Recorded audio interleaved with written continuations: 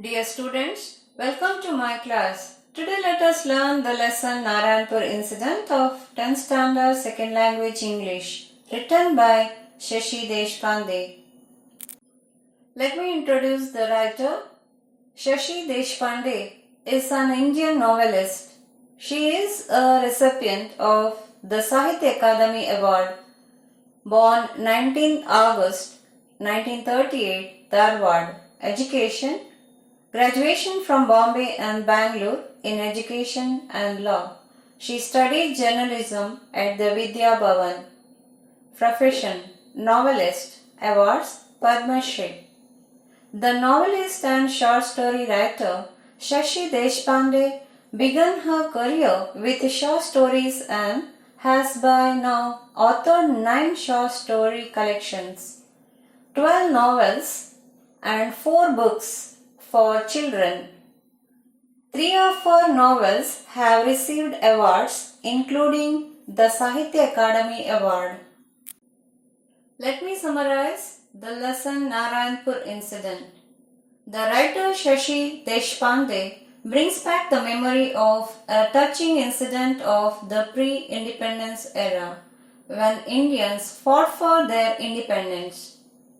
The story is set in 1942 at the time of Quit India movement. A teacher, a freedom fighter who was Gandhiji's follower, was arrested in a small town, but his family continued their struggle in their own way. A teacher in a small town was arrested for participating in Quit India movement. Here we have a touching incident how his whole family members and his friends participated in the freedom struggle and they tried their best. This incident revolves around a teacher, his wife, 18 years old son Mohan, his younger brothers Manju, Babu, Mohan's friend Suman, and police sub-inspector Patil. Here, a teacher from a small town was arrested. He had been arrested for rebelling against the British rule. Dear students, move on to the next point. His 18 years old son Mohan, a college student, and his friends wanted the Britisher to quit India. They believed in a different form of resistance to the British. The students were marching to give a notice to the collector for the British to quit India. It was unusual because the student walked quietly without shouting any slogan or behaving in a violent manner, just the shuffle of feet, drip of rain, and a low murmur of the watching crowd. They walked in complete silence, carrying the photos of Mahatma Gandhi. They issued a warning to the collector asking the British to leave the country or face the consequences. Here, Mohan and his friends wished to participate in the struggle for freedom. They were compelling the British government to quit India.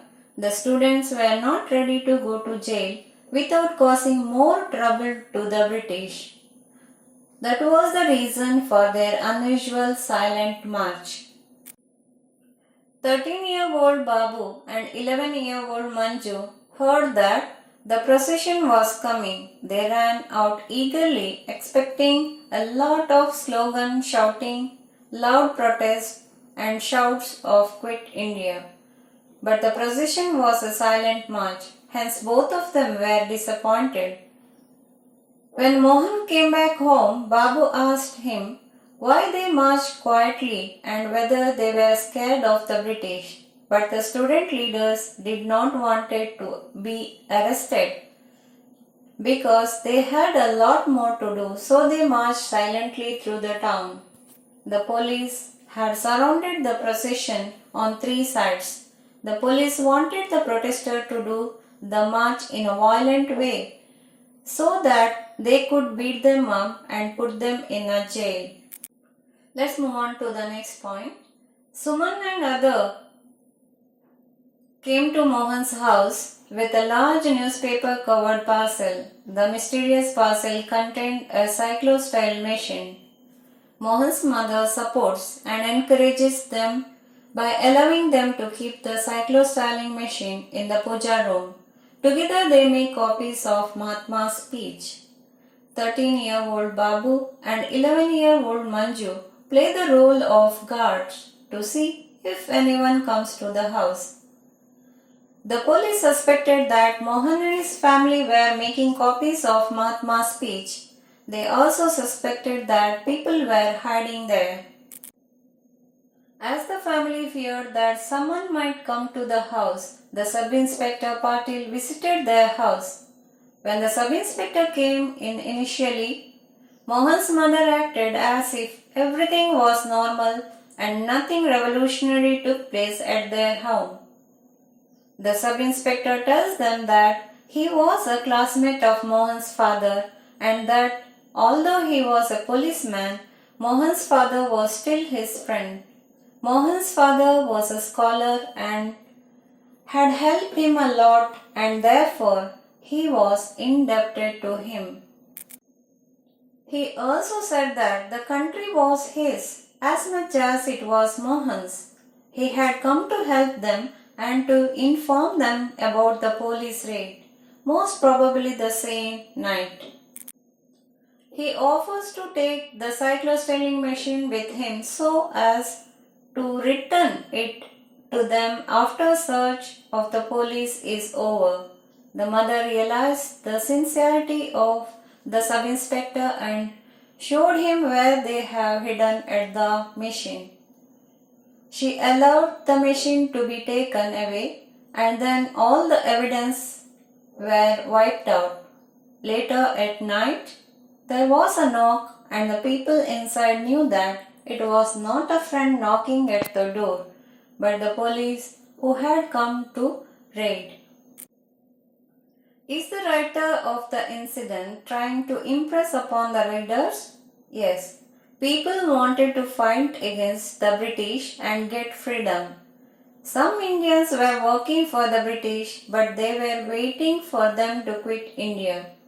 These people helped the freedom fighters secretly. The sub-inspector Patil also indirectly helped Mohan's family. Dear students, from this incident we learn that how a common man also can help the country and we can help in its growth by being a responsible citizen. Thank you.